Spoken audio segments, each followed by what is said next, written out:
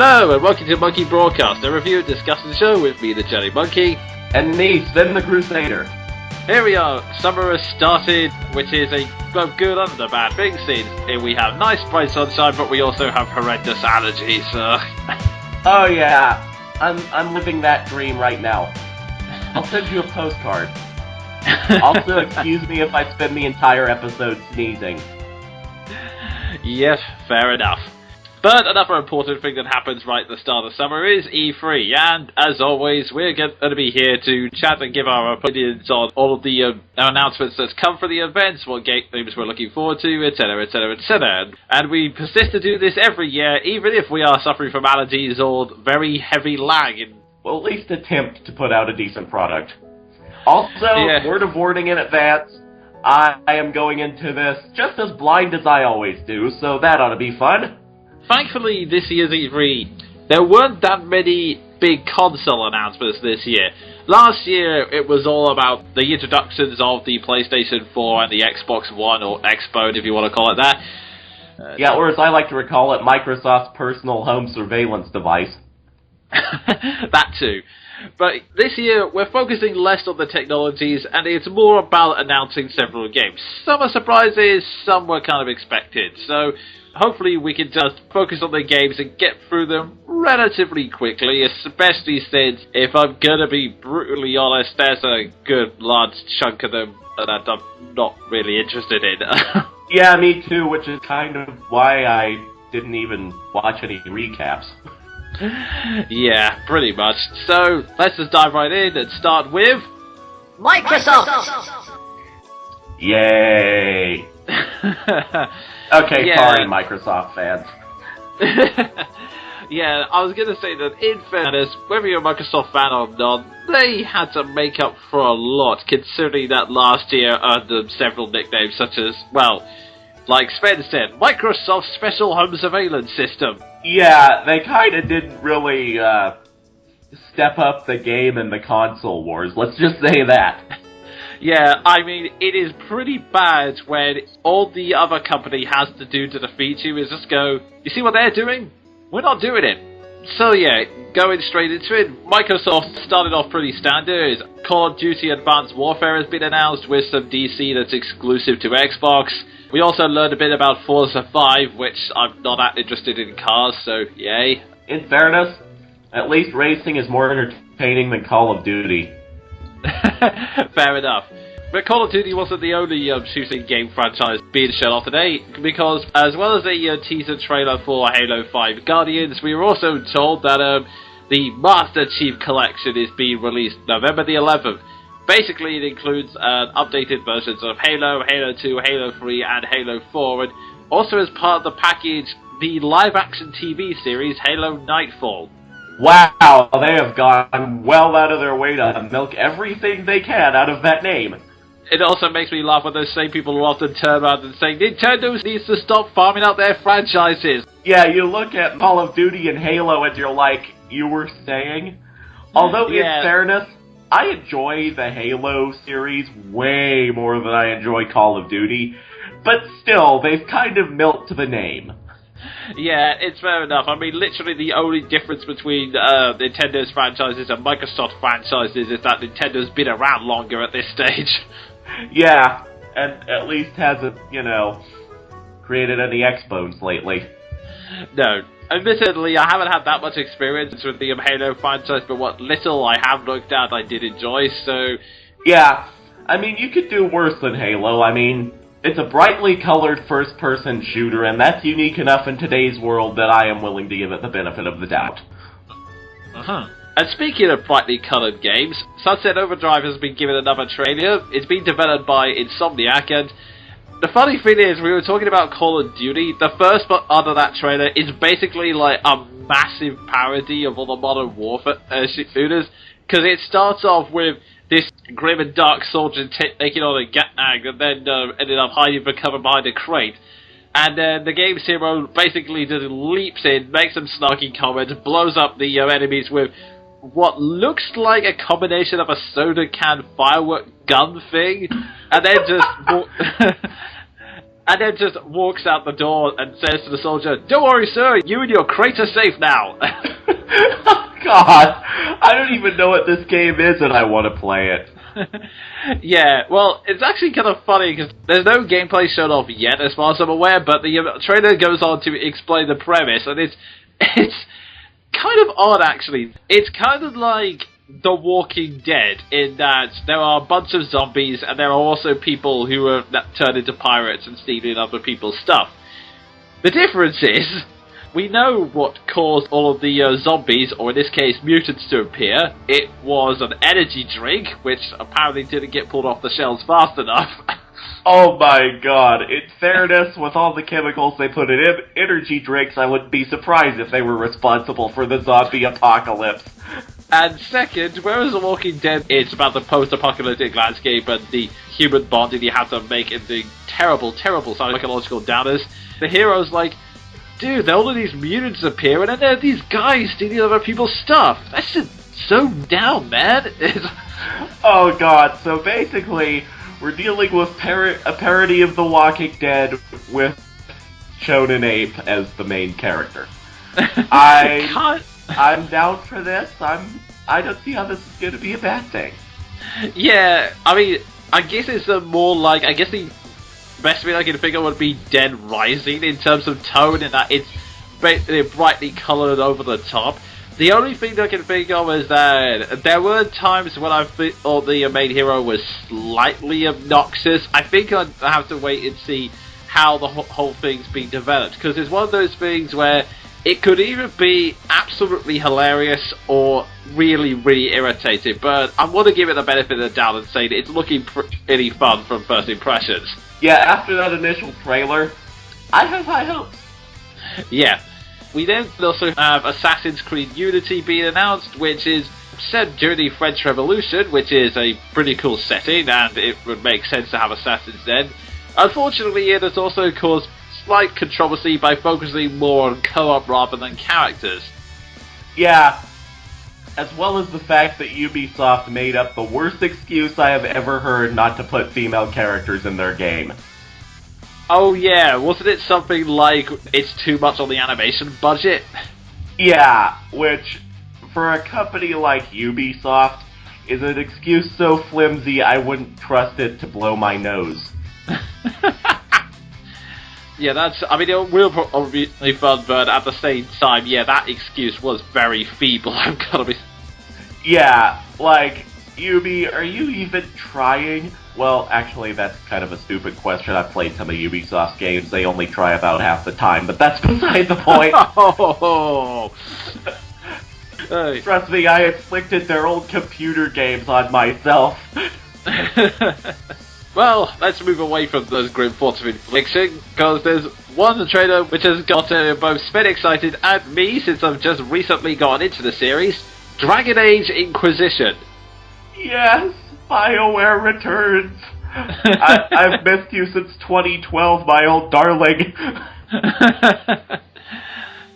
Yes, Dragon Age Inquisition showed off the trailer, which is looking pretty damn interesting, I've got to say. One thing I am curious about is that it's delivered from a monologue by someone who is constantly being hunted because they have a terrible power, and I'm wondering if it's going to be like that's a mentor for your character, or it is your character they are hunting. Yeah, I kind of haven't got. It's hard to put this into words without completely confusing casual audiences, because they don't know the plot twist that happens at some point. Well, that is supposed to happen in Dragon Age 1. Oh yes, I know what you're talking about. Yeah. Oh yeah. Wow, that is. I'll tell you what, we'll do what I used to do in the old days. Warning, the following discussion contains massive spoilers for Dragon Age Origins. If you wish to avoid these spoilers, skip ahead to 11 minutes 3 seconds. You have been warned. So, with that said, you think this is Morrigan's child? Well, I knew for a fact that eventually they were going to touch upon this plot point again. There's like 3 other possibilities at the moment, so I'm not completely certain if it is, but I have a feeling it might be. Yeah, I mean, it would be kind of confusing considering that it's mostly optional for the most part, so if you played it like I did but basically just ignored her offer and made the heroic sacrifice, then it's going to be pretty strange. I mean, I suppose he could have just found another Grey Warden and mated with him, but... Yeah, just, head off somewhere and find some other schmuck to bone, but that's... Oh, God. But that's a major, major, major plot point in the game, so I wouldn't be surprised if Ubisoft, get out of my head. Get out of my thoughts, Ubisoft. You don't belong here. We don't serve your kind here. I wouldn't be surprised if BioWare had a contingency for players who just decided, you know what, I'm gonna go into this whole questionable consent thing. Yeah, that is true. They've usually been pretty good about covering their asses on that kind of thing in the past. Yeah, unless it's the ending of Mass Effect 3, but that's beside the point. Okay, fair enough. But yeah, otherwise it's looking pretty darn epic, and if nothing else, it's a massive reminder that I still need to play through Dragon Age 2. And also it's a massive relief that you finally got a PS3 to play all of this on, because otherwise you would be, and it's also a massive relief that this is coming out of the PS3, because otherwise I would not be talking about this game to you in October. Yeah. That is true. In fact, because a lot of the games are pretty obviously going to go multi-platform, Microsoft has often had to pin several announcements like Dragon Age Inquisition has exclusive PLC, has exclusive DLC on the Xbox One. I didn't catch word of the DLC, I just caught the release trailer, because I'm not even going to remotely consider buying Dragon Age Inquisition for the Xbone, because I'm never going to own an Xbone. Yeah, that's fair enough. I'm in the same position. Speaking of games I really would rather not buy an Xbox One for, but I'd still really, really, really want, we also have loads of new trailers for games coming out next year, one of which being Rise of the Tomb Raider, which is actually pretty strange considering that at the time of recording I literally released the Tomb Raider review yesterday. Wow, that is good timing. Yeah. There's no official gameplay yet. All we know so far is that it's set in the Himalayas, it continues Lara's journey, and Rhianna Pratchett is still writing for it, so yay! I'm actually kind of looking forward to this, because I watched your review, and I gotta agree with you. I like a game where the main character is, for once, not an invincible badass. Indeed. And actually, that's the funny thing. The trailer, it's kind of intercut between two scenes. One is Lara going out adventuring, but also a scene where she's not really talking to a therapist is talking to her, and she's kind of fidgeting. And already, people have started saying that this is sexist because, you wouldn't see Nathan Drake going into therapy. Really, guys? Really? Well, you iterated this point once. Yes, it's unfortunate that we wouldn't see it, but I'd really, really like to. If anything, you should be happy, because this means that you at least have one of the only interesting protagonists in modern gaming. Good point. And in fact, I actually mentioned this on Twitter. How about we reverse the question? Instead of saying, why is Lara Croft the only character getting therapy? Let's ask, why aren't more characters in therapy? Yeah. I mean, I've never played Uncharted, but I've got plot summaries from a friend who has, and I'm wondering the same damn thing. And something else that's also kind of funny about this is that on Rhianna Pratchett's Twitter, she mentioned herself that this scene with the therapist, it's not even in the actual game. It's just a cinematic device they used for the trailer. Oh, God.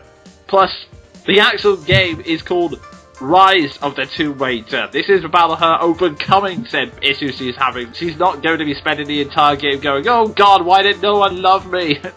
Yeah, it's not like we're dealing with Star Wars Episode 3 here. Oh God. But, yeah. Speaking of the same logic, think of it this way. If you think this is bad as an origin for an invincible badass, clearly you've never played Metroid Other M.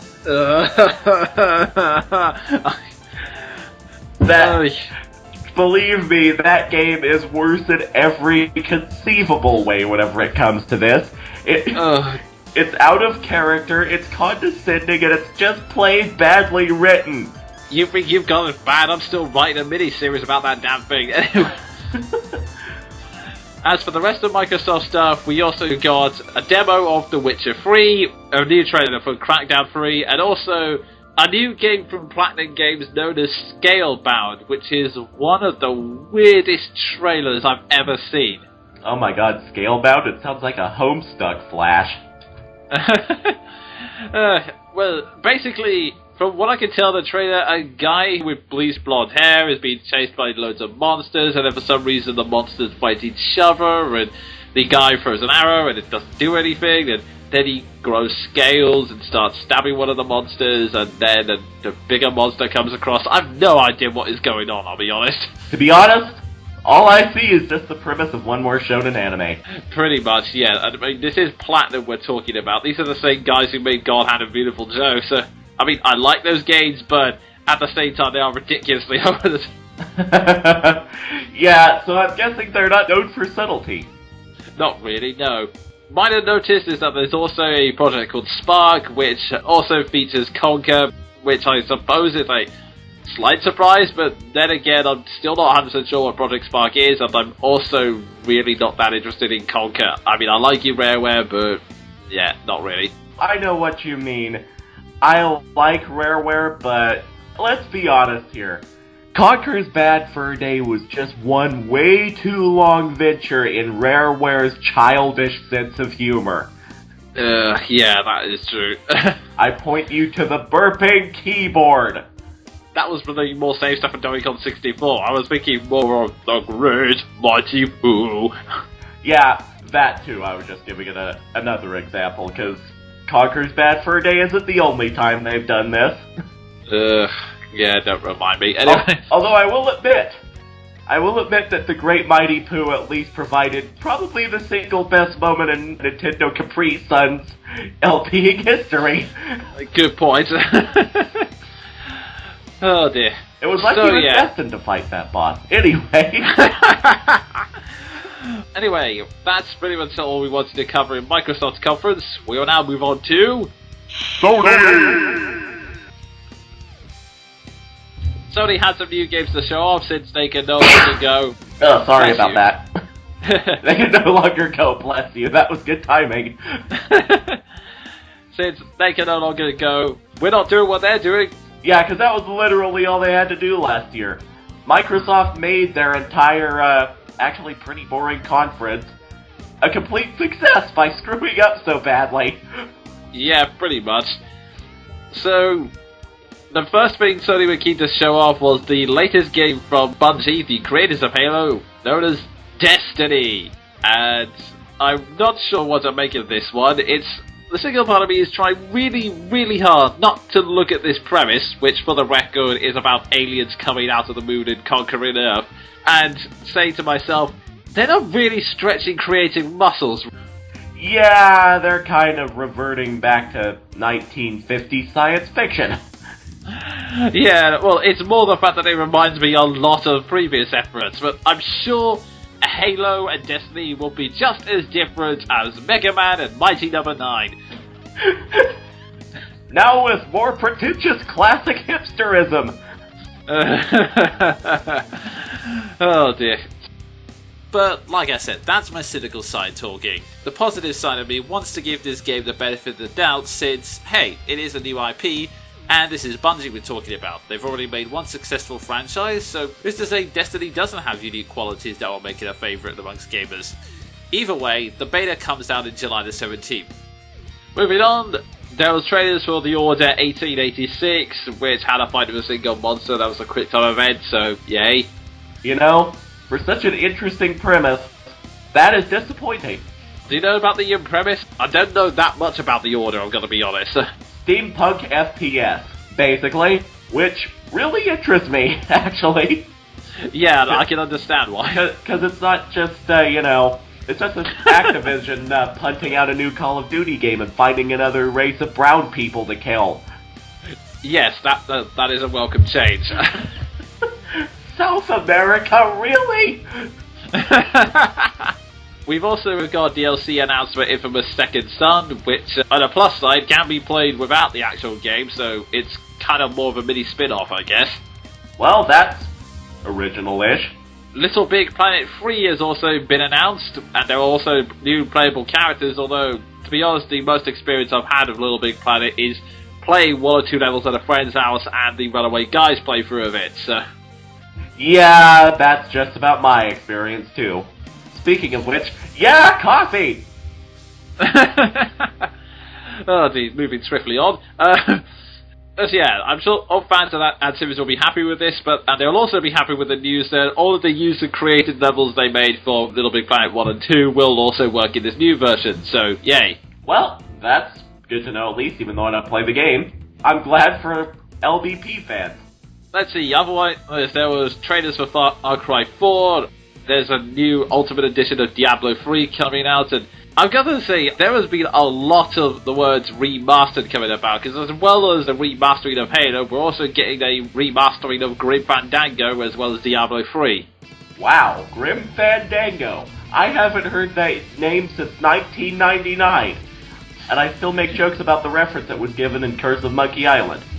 Ask me about Grim Fandango. I don't want to be asked about Grim Fandango. But yeah, that'll also be remastered, along with Ratchet & Clank. Oh god, yes. Speaking of games whose names I haven't heard in a while, I'm looking forward to that.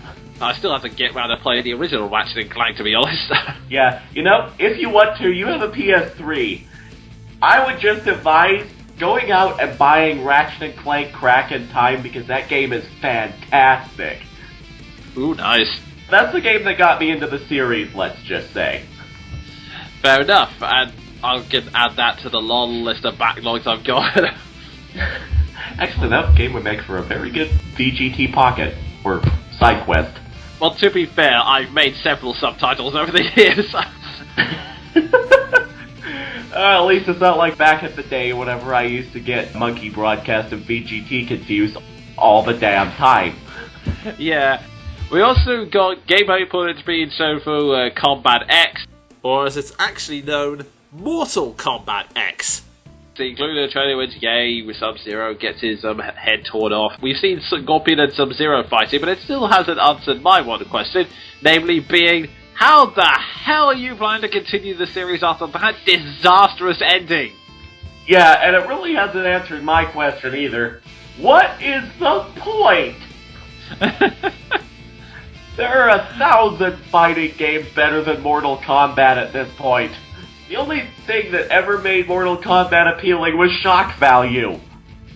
Unfortunately, yes, but at the same time, I think Mortal Kombat 9 got a boost of success, which, fair enough, the story mode was presented in a pretty good way. The problem was that disastrous ending. Again, these guys are revealing massive spoilers, although, given the graphic nature of the spoilers they're talking about, you're probably saving yourself a lot of pain. But in any case, if you still wish to avoid spoilers for Mortal Kombat, skip ahead to 24 minutes 5 seconds. You have been warned. Which, I'm not making this up, killed off most of the cast. There are literally only 3 heroes left, and I can tell you this much, Scorpion and Sub-Zero were not among them. Oh, God. Yeah, speaking of things Mortal Kombat does for shock value. Yeah, in fact, actually, just to make things even more confusing, Sub-Zero was turned into a cyborg during Mortal Kombat 9. Why is he human again? It's just, Are they just ignoring their own continuity at this point? Are we doing like a DC universe here? They seem to be doing that at this point, although now that you've put it that way, I'm trying to wonder whether it's a bad thing. Maybe we can get rid of this ending. Maybe we can pretend this never happened. Also, 2 other games that are remasters on the PS4, and unlike the others, they have names which have actually been in the public consciousness fairly recently, The Last of Us and Grand Theft Auto 5. There we go. That's my opinion on that. Let's move on. Okay. Just a sneeze. Regarding the remasters of these, I also have to ask the same thing I asked about Mortal Kombat. What's the point? They were just released. But HD! You know, I hear the word HD and all I think is money! Fair enough. And finally... And also a feature that does not work on my TV, so there's that. That's true. We're also shown the trailer for No Man's Sky, which I think it's supposed to be about exploring different planets, and from what I can tell, every person who starts the game ends up on a different planet, so I guess it's kind of like Spore with spaceships-ish. Huh. That's a premise. I haven't heard the name Spore since 2008. And the unfortunate thing is, I can only relate Spore to that one joke from Yahtzee. Yeah, that is literally the most I remember about Spore. Short answer, no. I still use that joke. I couldn't resist it either, but anyway, yeah. That also looks very interesting, maybe because it has bright colours. Gee, I wonder. Anyway. Yeah, such a rare thing in today's video games.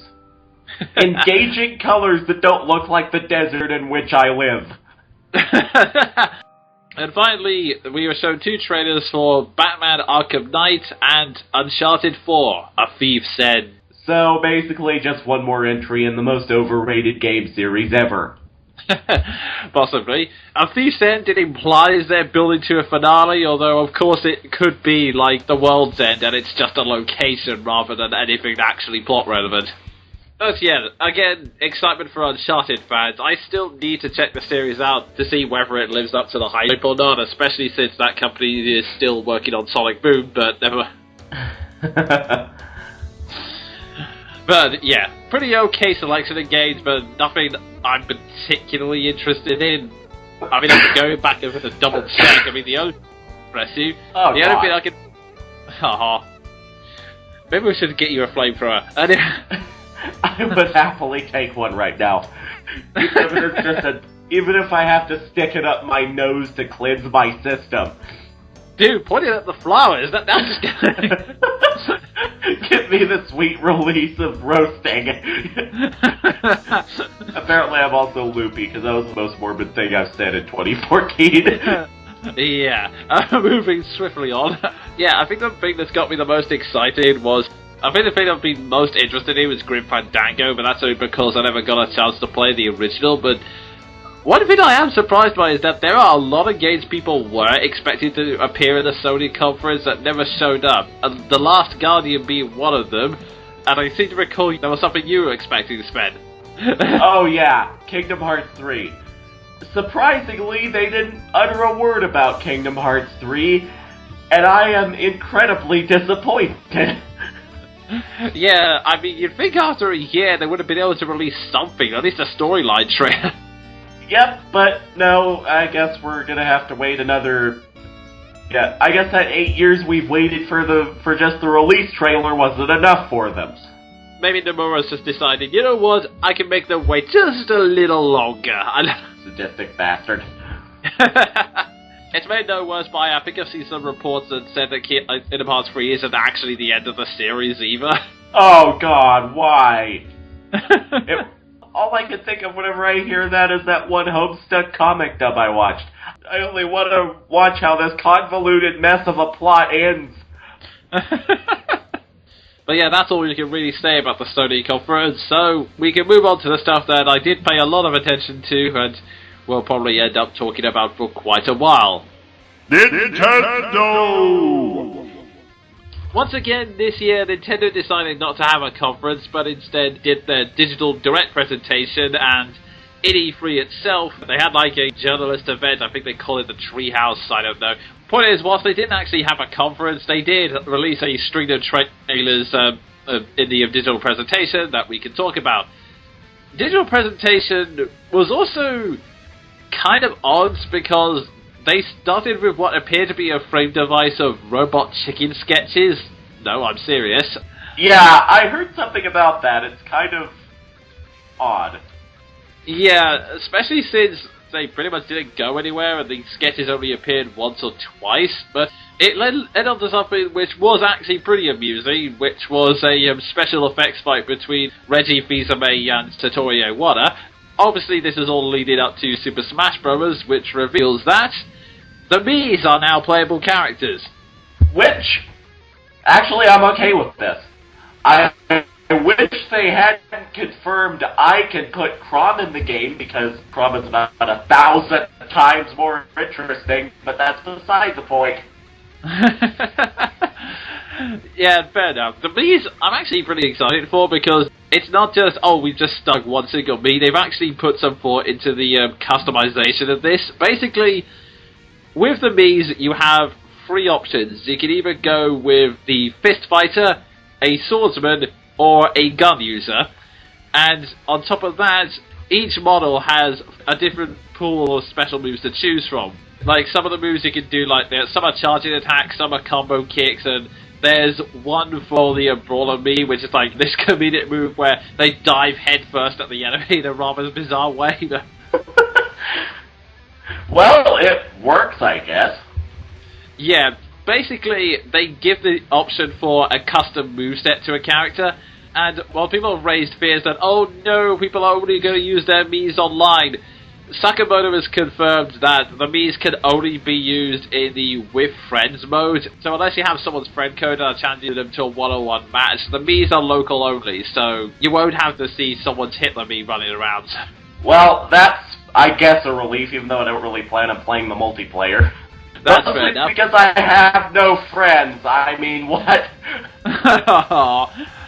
Oh, you've always got me. Anyway. Yeah, that's Although true. the downside is I'm not getting the 3DS version. Yeah, and your internet is so bad that I'm not sure if that's even feasible. Stop. Speaking of which, another thing that, okay, whilst it wasn't announced in the digital event itself, Sakamoto expanded on it later in the E3. And by Sakamoto, I of course mean Sakurai. This is what happens when you're still writing the script for an Other M video. One interesting thing is that, again, this is only with friends and a local multiplayer. Every single character in the game has, like, a different alteration you can make to their special moves, which you can customize for the fighting. For example, Mario's Fireball, you can have the standard Fireball attack, you can have a much faster Fireball that just goes straight out, or a very slow combo Fireball. Huh. That actually interests me, because I'm all for customization in these games. Besides the Miis, there were also two other characters announced. One behind closed doors in a journalism event, which is really odd, but never mind. Okay, during the digital event, Palutena from Kid Icarus Uprising was announced.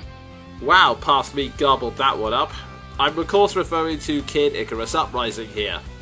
Which, I don't really have that many opinions on the character, so I can't really say if I'm angry or happy or not, but I will say that it's kind of interesting that there are more female fighters, and I kind of expect it, seen as Sakurai has pretty much made Kid Icarus his own now, so...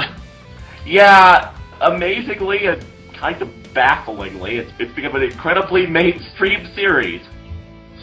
Yeah, well, to be fair, I think that was basically because Sakurai gave it a massive rehaul in Kid Icarus Uprising and actually made it somewhat entertaining, so... Yeah, that kind of helps. What's even more interesting is that, remember back in the day when we found out that Namco was helping out with the Smash Bros. Series? Turns out their influence is greater than we thought, since Pac-Man is now one of the playable characters. Wait, what? Yep, Pac-Man is a fighter in Smash Bros. Why Pac-Man? Why not Lloyd Irving? That would have been awesome! Yeah, well, I guess Pac-Man makes kind of sense since he is one of the oldest platforming characters and Namco's main mascot, and I suppose when you consider the fact that you've got Mario, Sonic, and Mega Man, it kind of makes sense to have him to complete the, I guess you could say mascot triangle, I don't know. That is true. And, I mean, they did kind of include one of Sony's mascots last time, Solid Snake, so I guess it makes sense. I did not see that coming. It's not like, it's not like Sonic, where I kind of came at seeing a mile away. Saw it coming a mile away, I mean. Yeah, it's one of those things where it was one of those things where we thought, well, if they had Sonic, they might as well have Pac-Man. I guess when we were talking about who would be in Smash Bros. From Namco back in the day, I really wanted Lloyd Irving because, you know, he's awesome, but at the same time, Pac-Man made more sense since he's the more famous of Namco's mascots, let's be honest. Yeah, it is true. I mean, Lloyd may be basically the face of the Tails franchise, but that is still a much smaller audience than Pac-Man, so I guess it makes sense. Or at least the face of the franchise from Nintendo's point of view. But yeah, another thing which was revealed alongside Smash Bros. Is, you may remember that the Skylanders series, which started as a Spyro spin-off and is now its own thing, had this entire gimmick where you could put little figures on the Wiimote and they would come to life inside the game. Turns out Nintendo's getting in on the act with its own line of figures, which they have named, oh jeez, Amiibos. Not Amigos! That would make sense! Okay, I'm not sure what to facepalm at. The fact that it doesn't make sense or the fact that I think it's a pun of amoebas. Oh god, I think you're right. Just why?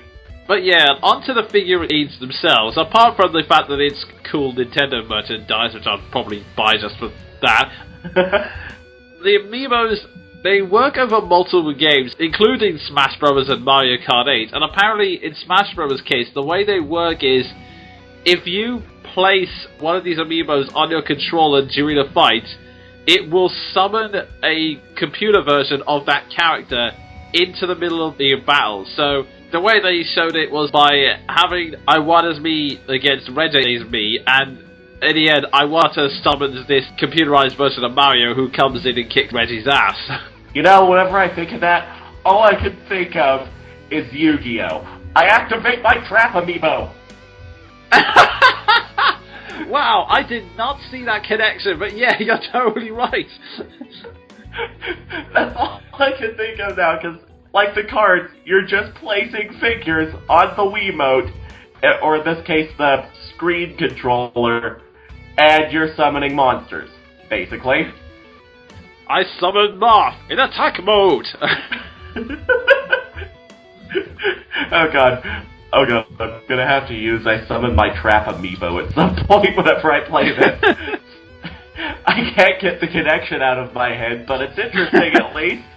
Yeah, I know. I'm stopping myself from making more Yu-Gi-Oh! References. Oh god, I can only imagine what the equivalent to the Shadow Dimension is in this. Probably Final Destination. Good point. You'll see here, this bomb will explode and it will take you to Final Destination, where all creativity and reflexes to stages are completely removed.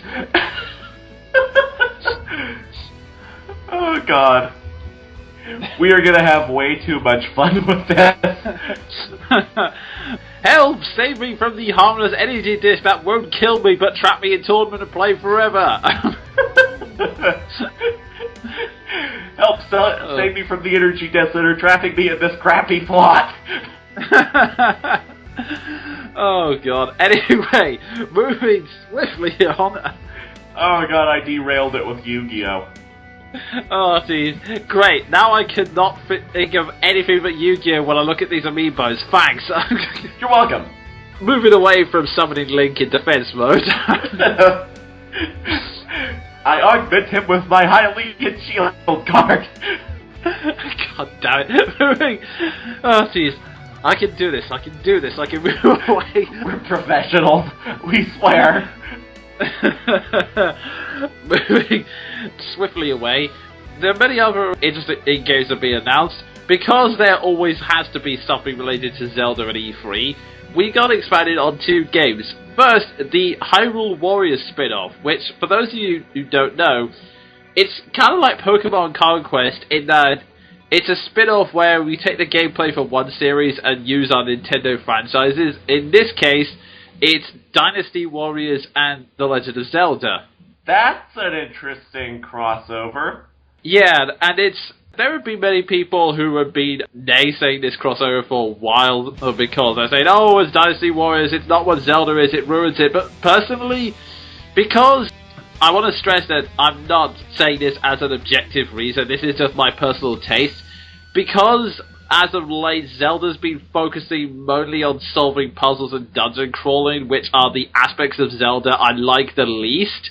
Having a completely combat-focused Zelda game like this, I'm actually looking forward to, especially since what little I do know about Dynasty Warriors is that, aside from taking on massive armies, you're also teaming up with a large cast of characters which are playable.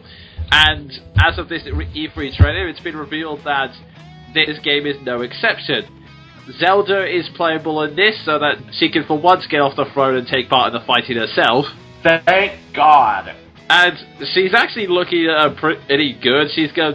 I'm trying to think of the best way to describe her outfit. It's her traditional dress, but modified to be slightly more practical in combat, so she's got an armoured breastplate and shoulder pads. There's a slit down the middle of her dress so her legs have freedom to move and that kind of thing. I gotta look this up because these outfits sound awesome already.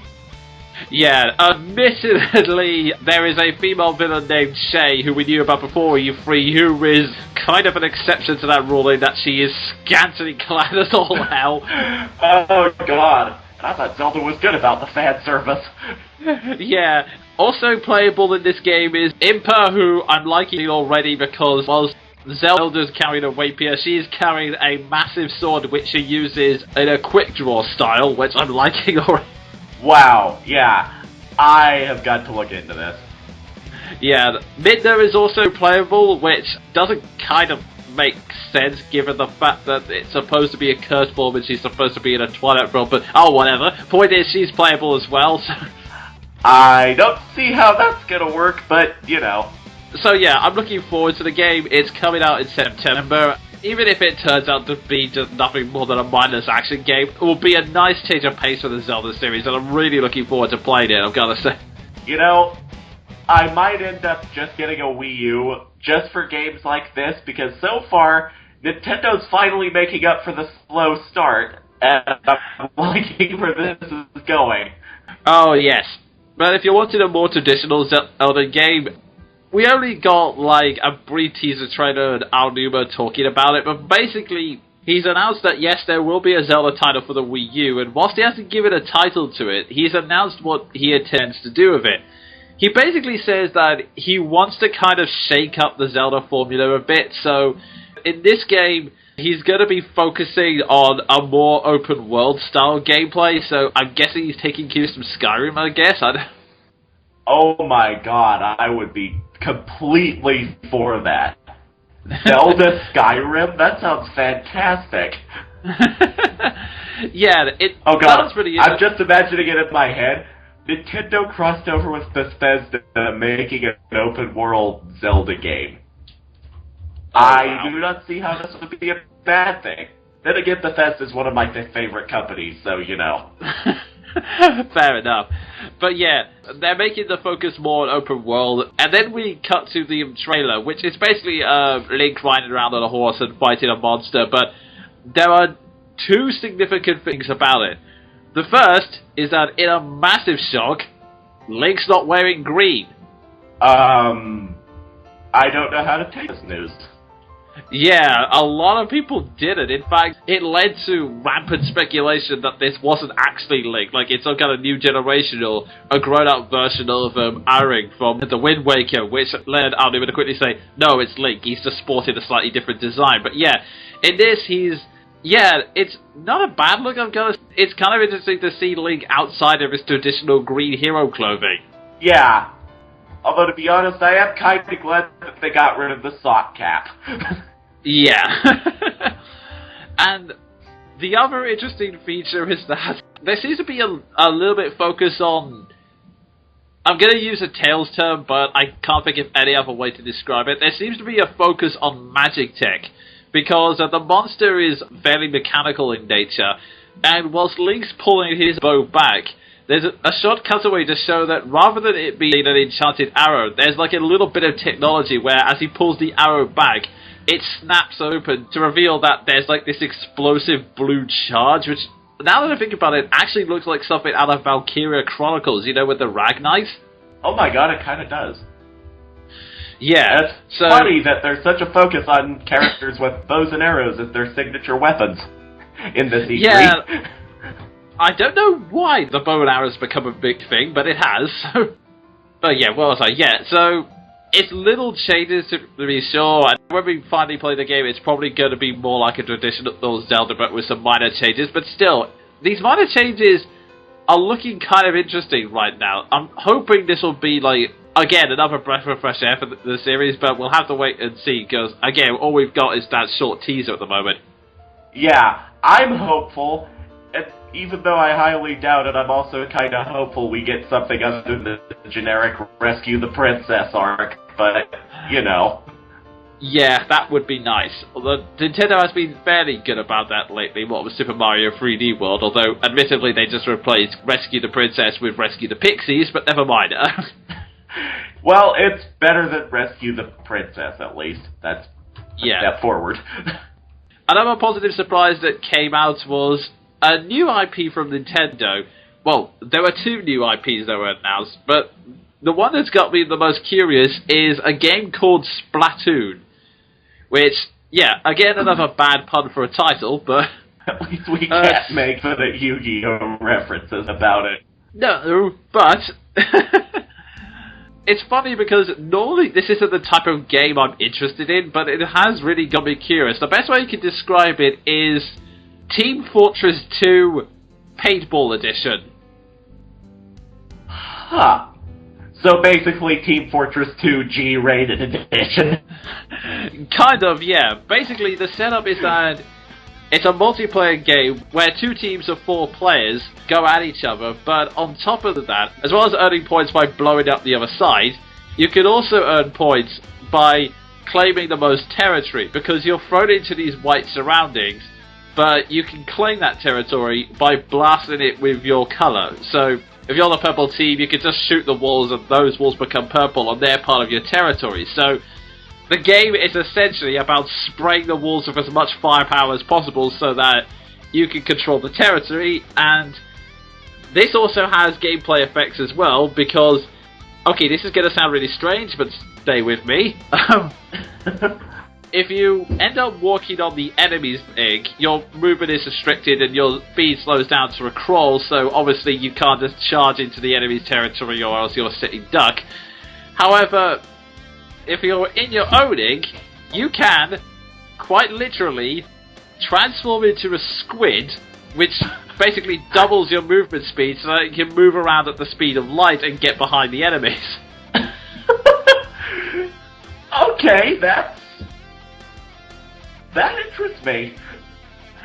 Yeah, and normally, like I said, I'm not usually interested in these multiplayer shooters, but what really got to me was that, just from watching the trailer and to see the developer interview, these guys have thought really hard about, like, the different strategies you can use, because, like I said, there's already transforming into the squid and charging straight into the fray, but you've already got, like, the different weapons and classes, like the paint grenades, and yes, for the trailer, there also seems to be a sniping class, so that will make Sven happy.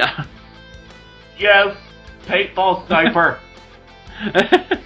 But there's also there are other strategies you can use, like if you want to you can charge straight into the frame, but if you spray the area enough you can also hide inside the ink and then wait for the enemy to move past and then shoot them, and there doesn't seem to be like any kind of restriction on this, so you can basically play however you want.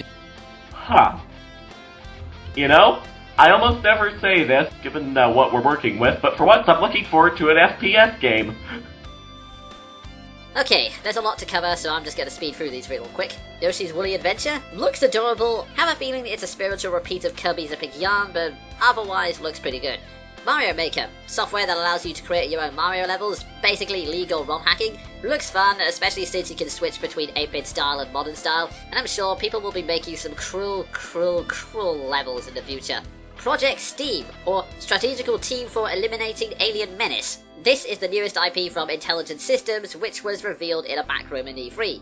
Oh, for those of you who don't know, Intelligent Systems also made Fire Emblem and Advance Wars.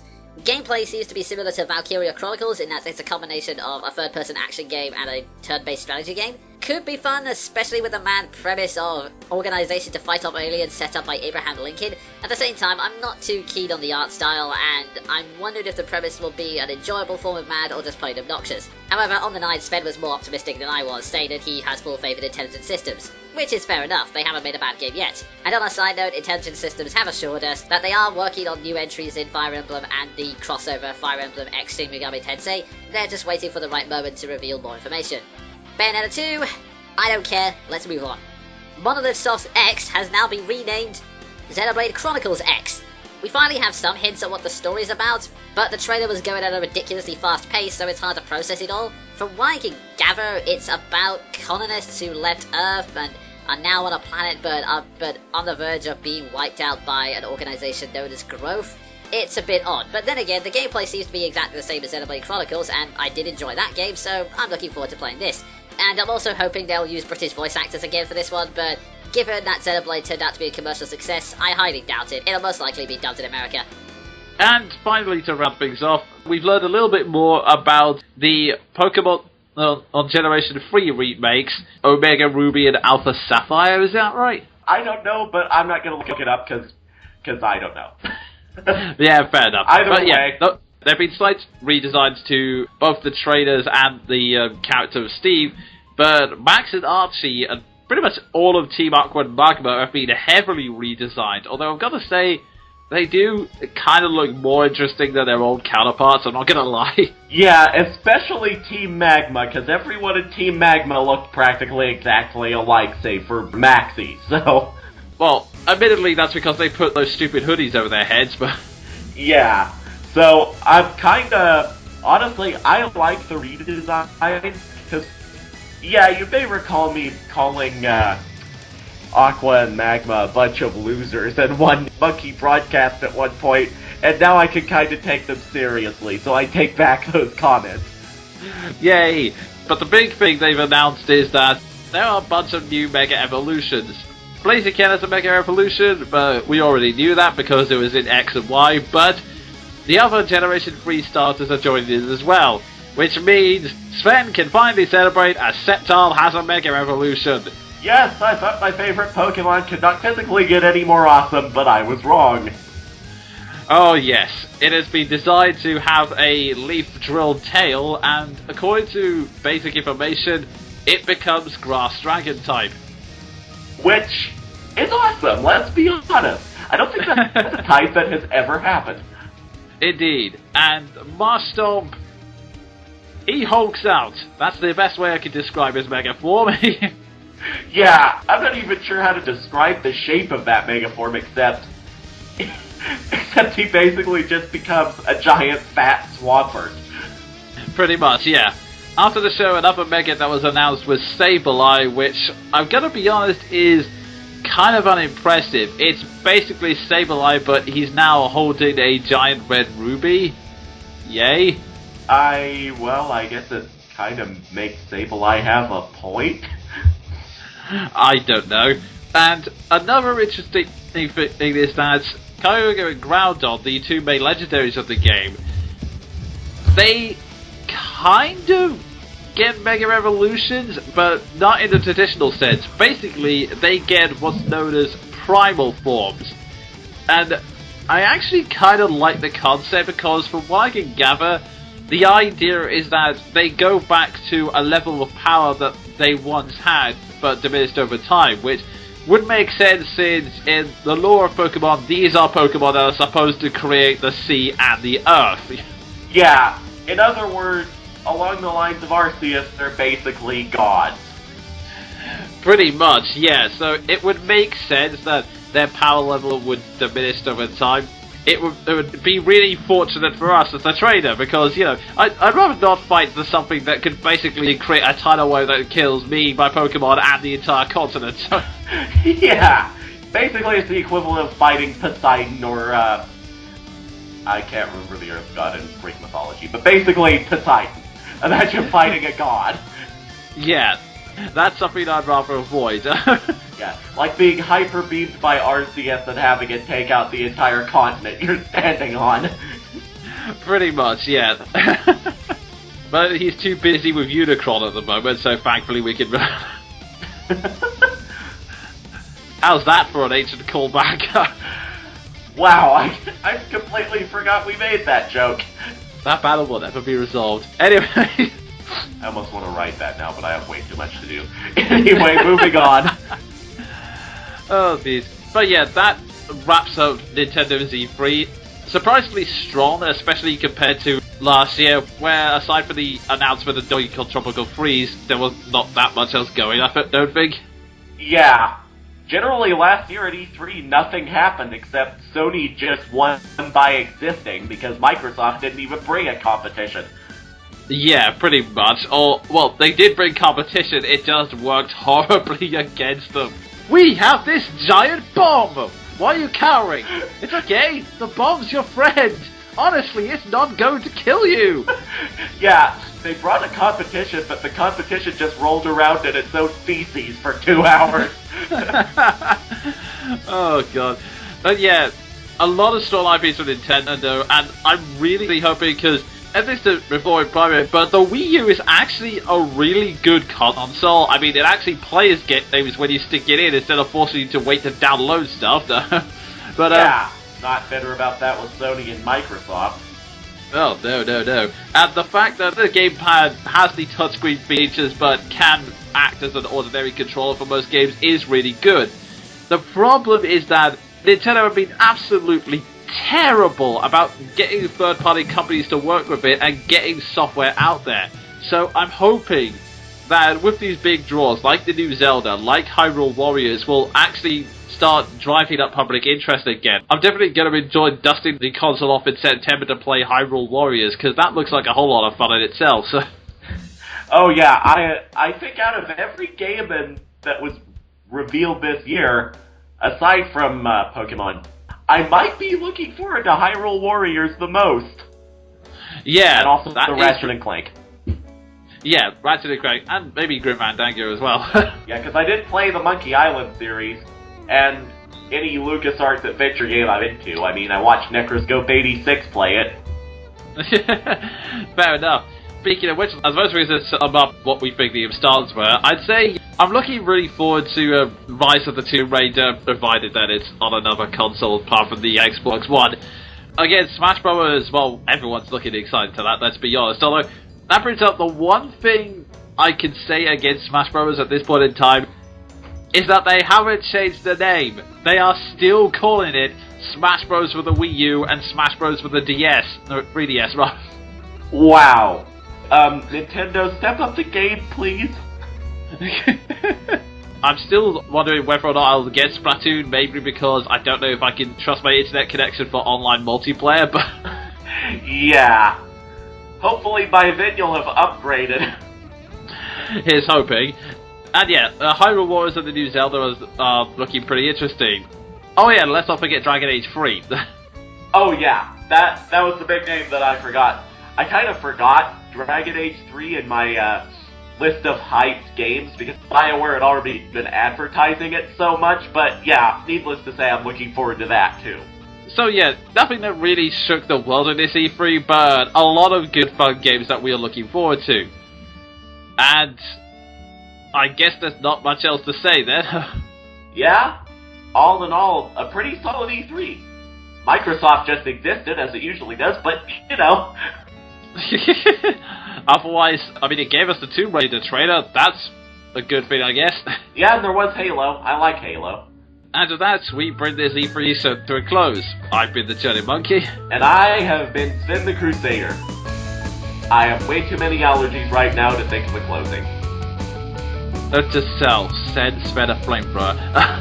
I swear I won't stick it up my nose.